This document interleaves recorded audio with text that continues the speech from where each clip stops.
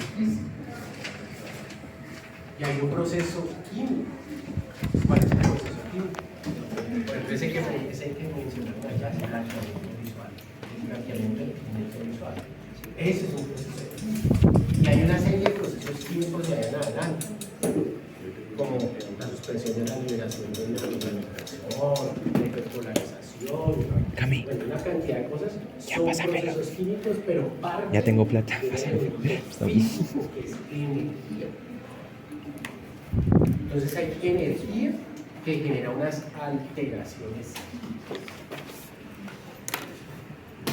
a través del cual las células de la retina, pero específicamente los fotorreceptores,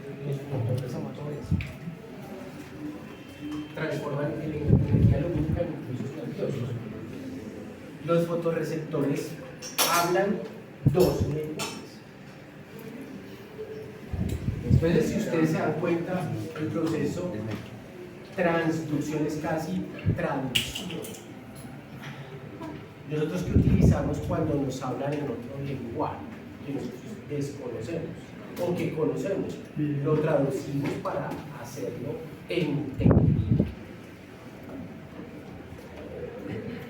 La luz por sí sola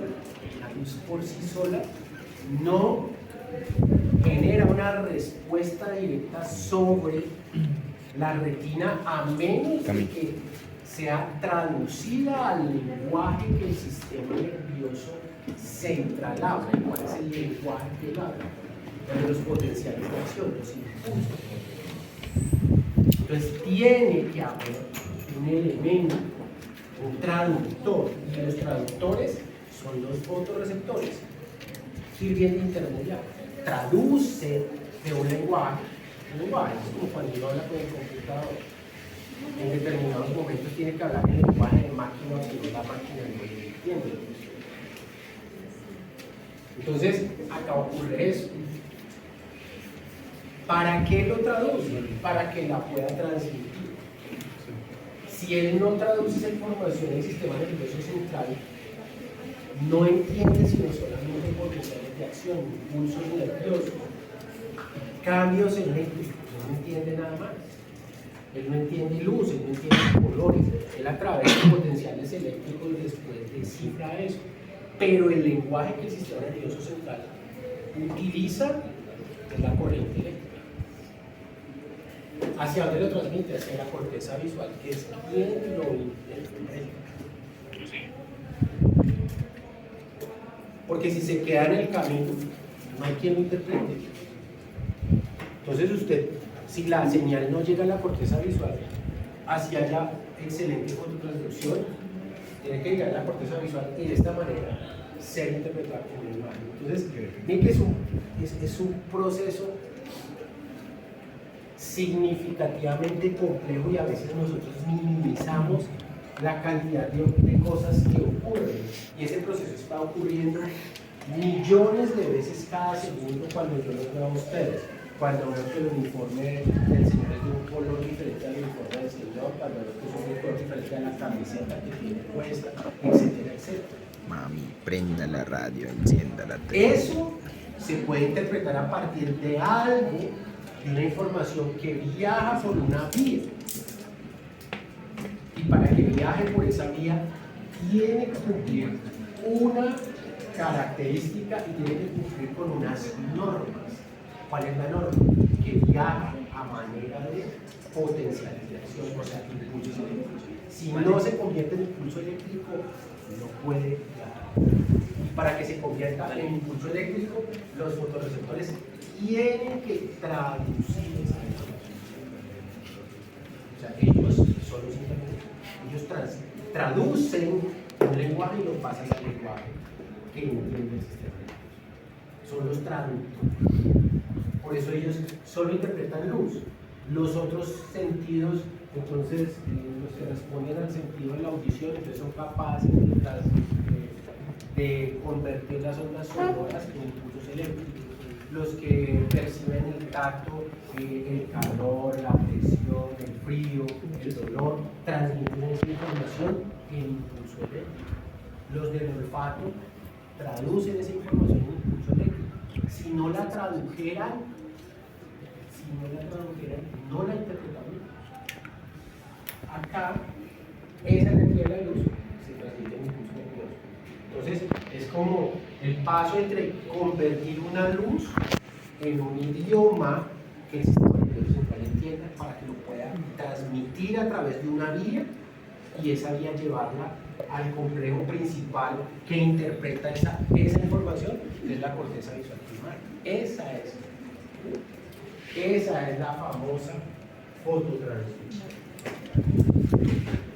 Entonces, pues básicamente se presenta en los dos fotorreceptores, tanto en los conos como en los bastones. Los conos entonces tienen un pigmento basados en una opsina que es una proteína y se llama conopsina, y los bastones tienen otra opsina que se llama rodopsina. Rod es bastón en inglés y cono se escribe conos en inglés, entonces se llama conopsina y rodopsina. ¿Por qué siempre hablamos de la rodopsina? Porque es la que más se ha estudiado. ¿Por qué se ha estudiado más? Pues porque tenemos más de 100 millones de bastones y solo 6 millones de conos, entonces es más fácil de coger un cono de 100 millones que coger un cono de 6 millones. Aparte de que están en una zona mucho más compleja que cerca en la parte central. Pero el proceso, en líneas generales, es similar.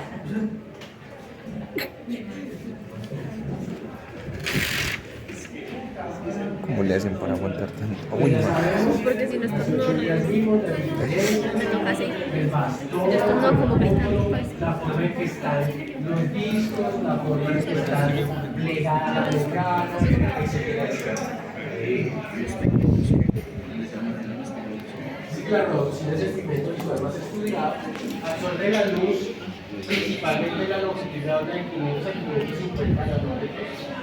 Transmite un nivel rojo porque es una apariencia cultura y está formada por la proteína vecina. Compresión de la politransferencia para el caído de las nubes, con un carácter determinado de la entonces, miren lo que estoy diciendo, que la rodopsina absorbe la luz, pero que es más sensible a una X longitud de onda. Y siempre les he dicho eso, o sea, nosotros, nuestra retina está diseñada como si la mejor respuesta sea para una luz que está cerca de los 550 grados. No es que los otros tonos de luz no estimulen la retina ni no generen respuesta, claro que sí, pero el 100%, la respuesta más perfecta que nos da nuestro sistema. Y está formada pues por una opsina, ya sea la conopsina, en este caso una opsina que es la rodopsina, y en este caso un derivado de la vitamina A, aldehído. ¿Dónde se deposita todo eso? Parcial. 2,5. 2,5. Pues esa es la rodopsina. Ahorita voy a acompañar. Que me ponga el 5. La opsina, Más que merecido. Hagamos una cosa, si yo llego a calificar, si yo te hago sacar entonces, 4, el me das 20. primer proceso de la rodopsina. Te voy a hacer perder mal, Pablo. La primera fase, te voy a identificar 3 fases. No. Las que les dijeron está bien, pero yo les voy a identificar con otros nombres diferentes. Y es, la primera fase se llama blanqueamiento. Y es cuando la composición química de la rodopsina o de la conopsina se altera. Y se genera todo eso. Entonces, acá yo tengo la rodopsina. Y si la rodopsina es afectada por un fotón, la rodopsina en picosegundos. ¿Cuánto es un picosegundo? Busca ahí, ¿cuánto es un picosegundo? 1 por 10 a la menos, como 15 segundos, casi de manera instantánea. la rodopsina inmediatamente se activa como consecuencia de la energía lumínica de un fotón, modifica su estructura molecular y se convierte primero en un elemento que se llama vatorrodopsina. Entonces se genera una cascada. Cuando pasa esto, inmediatamente se genera una cascada, o sea, ya no lo detiene. Así como el chiste, que pare, que tenga frenos. Pero entendió, no entendió. Entonces, el primer paso es que se genera un elemento que se llama vatorrodopsina, pero se modifica nuevamente y forma la lumirrodopsina. Pero este se modifica y forma la metarrodopsina 1 y la metarrodopsina 2. Estos pasos transcurren en nanosegundos, periodos de tiempo un poquito más largos que este, pero que son fracciones de segundo, menos de milésimas de segundo. O sea, son fracciones de segundo que son casi instantáneamente que está ocurriendo esto. Al llegar al metarrodopsina 2, se genera una descomposición entre el aldehído, que es el derivado de la vitamina A, y la opsina, o sea, la proteína, se divide. Se convierte en totrasretinal, se convierte en oxacilretinal y por acción de la opsina nuevamente se regenera esa estructura molecular para convertirse nuevamente en rodopsina y quedar lista para reiniciar el proceso. Entonces es un ciclo. Se genera todo esto, llegamos al totrasretinal. No volvamos a por segundos en esta, participación por de favor. pasamos a la retinal y por participación de la opsina nuevamente se regenera. Solo Paula Wynn no más puede decir. Rodopsina y quedar lista para recibir una nueva descarga y reiniciar nuevamente ese proceso. Entonces, esa es la primera fase, se llama fotólisis. ¿Qué quiere decir fotólisis? O sea, la luz hace que esta molécula se divida, se lise, se convierta en dos y que después el oxacilretinal al unirse con la opsina nuevamente genere la rodopsina. ¿Hasta ahí estamos?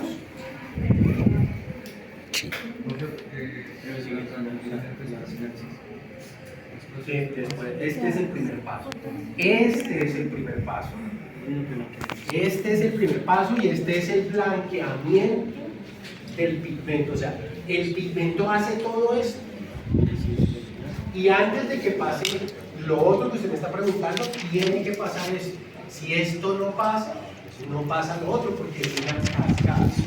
Es un efecto dominó. Esto pasa, vuelve y queda acá, pero acá ocurren otras cosas. Listo. Entonces, esta es la primera fase. ¿Hasta ahí estamos? Ya viene una segunda etapa.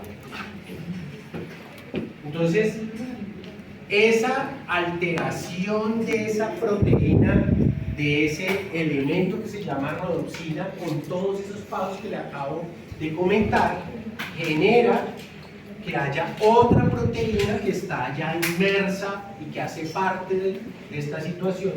Para que la transducina actúe, tiene que haber ocurrido lo anterior. Si no ocurre lo anterior, no pasa nada. Actúa la transducina. La transducina activa a la fosfodiesterasa, que es una enzima. Una enzima que hace. En este caso, estas que tienen al final esa asa, lo que hacen es descomponer. Acetilcoa. Entonces, esa enzima altera la estructura molecular del guanín monofosfato cíclico. El guanín monofosfato cíclico es un elemento que tiene estos elementos al pie de la membrana celular. ¿Cómo le llamamos? Segunda etapa. ¿Cómo es la segunda etapa? Sí. La segunda etapa.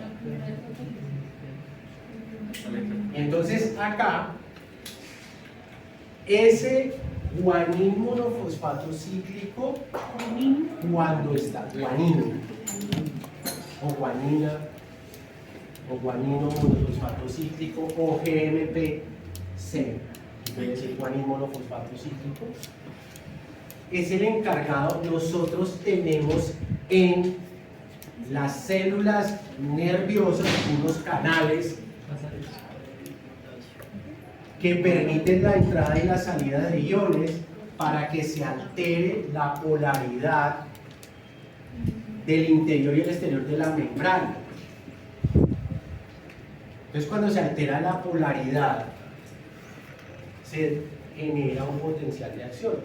En ciertas condiciones la membrana está polarizada. Si entran unos iones y cambia la polaridad, entonces la membrana se despolariza, y cuando la membrana se despolariza, al lado de esos canales hay unas bombas que se llaman bombas de sodio y de potasio, que son las encargadas de sacar unos iones y meter otros para que se restablezca la condición inicial de la membrana. O sea, para que en el momento en que se transmite una señal nerviosa, quede lista para la próxima que viene.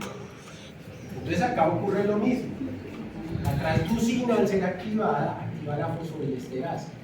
Este guanil monofosfato cíclico mantiene los canales de sodio abiertos. ¿Para qué? Para que estén ingresando moléculas de sodio. Las moléculas de sodio son positivas. Entonces, cuando actúa la fosfodiesterasa, el guanil monofosfato cíclico se convierte solamente en guanil monofosfato. Y ya no puede mantener los canales de sodio abiertos, sino que sencillamente los canales de sodio se cierran y el interior de la célula se empieza a hiperpolarizar.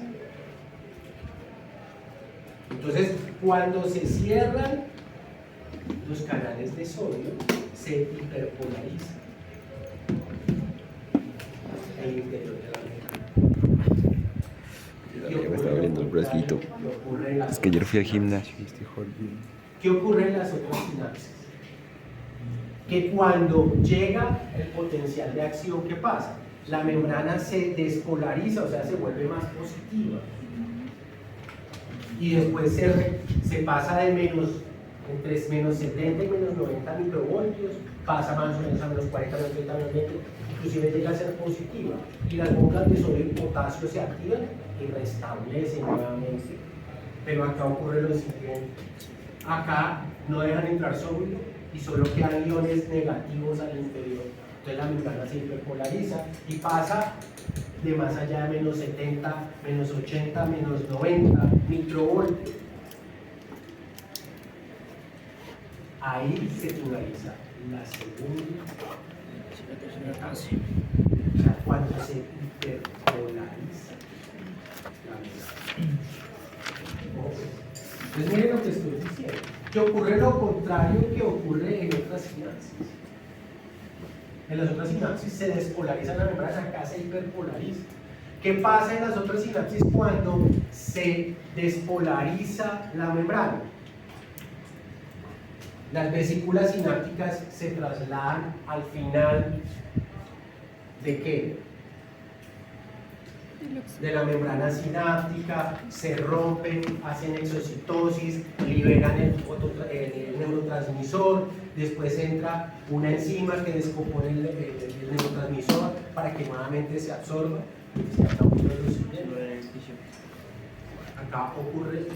Acá liberamos un neurotransmisor. Acá ocurre lo siguiente: la membrana se hiperpolariza. Eso ocurre lo siguiente: que el neuro... Al finalizar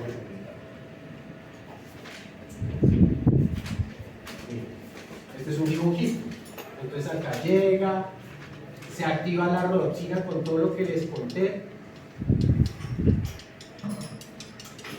y activa la fosfodiesterasa. Miren que está entrando sodio, el guanil monofosfato cíclico como consecuencia de la acción de la transducina y de la fosfodiesterasa cierra los canales de sodio y el sodio deja entrar. se hiperpolariza la membrana. Y ocurre que acá el fotorreceptor permanentemente está liberando neurotransmisor.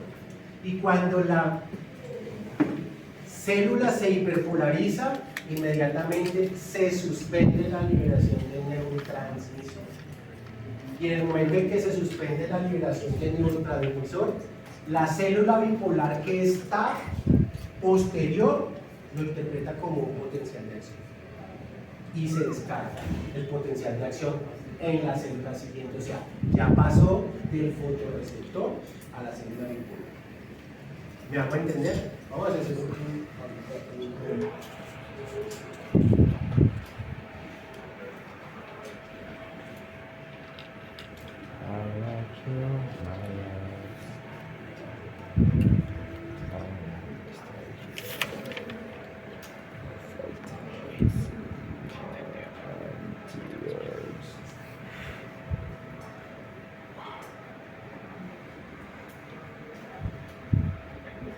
Yo estoy diciendo que lo primero es que hago un blanqueamiento. Profesor, usted me disculpa un momentito, lo interrumpo en la primera fase. ¿Me puede explicar por qué llega hasta el transretinal? Tengo entendido que el cis y el trans, cuando es transretinal, es cuando se ocurre todo este proceso de blanqueamiento. Pero El blanqueamiento es todo el proceso. O sea, Desde blanqueamiento es todo el proceso desde que deja de ser rodopsina y pasa a ser patorrodopsina. Ahí ya inicia el blanqueamiento. por eso, cuando se diferencia entre cis retinal y transretinal es porque cabe esta curva, la opsina con el retinal, que están Sí. unidos, ¿cierto? Cuando es transretinal es cuando está recto, eso no lo sé, la profesora Lina, pero es que estoy un poquito confundido porque para poder que haya este blanqueamiento tiene que estar en transretinal. Lo primero que hace es todo transretinal. Él puede venirse directo a 11 cis-retinal por acción de opsina o puede pasar a ser 11 cis-retinal y volver a ser por acción de opsina. Es que me confundí la primera vez.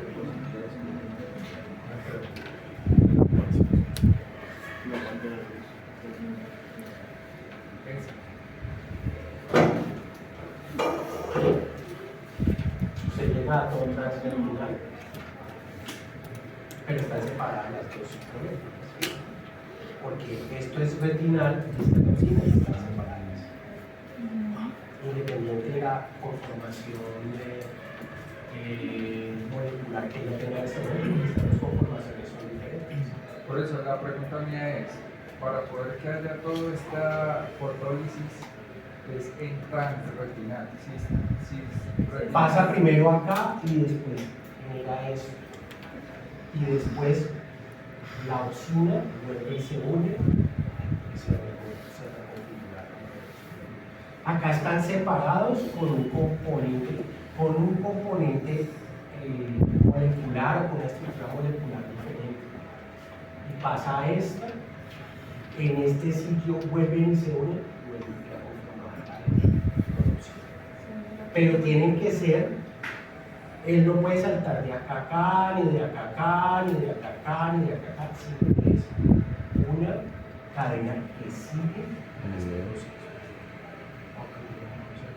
Con todo el uso. ¿Todo claro?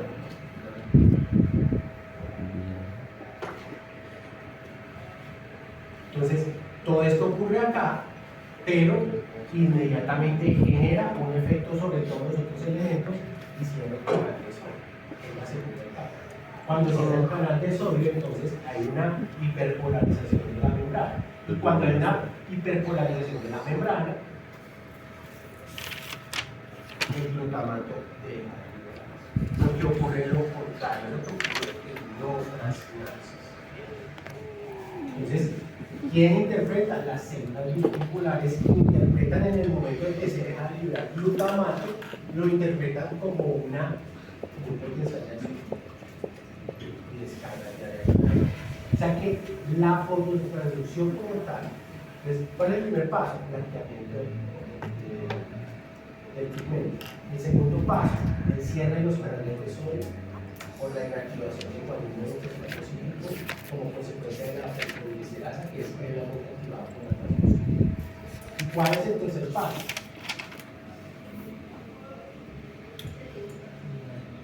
La inhibición de la migración. En el momento en que se inhibe la migración del glutamato, la bipolar se activa. Ahí están los tres pasos.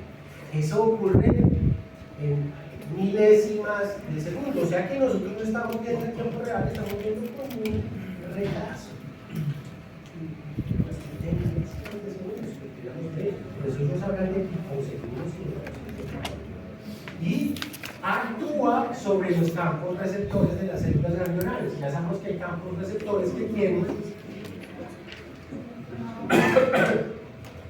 campos receptivos o centrales o periféricos u campos receptivos o centrales o periféricos en sentido apagado, apagado.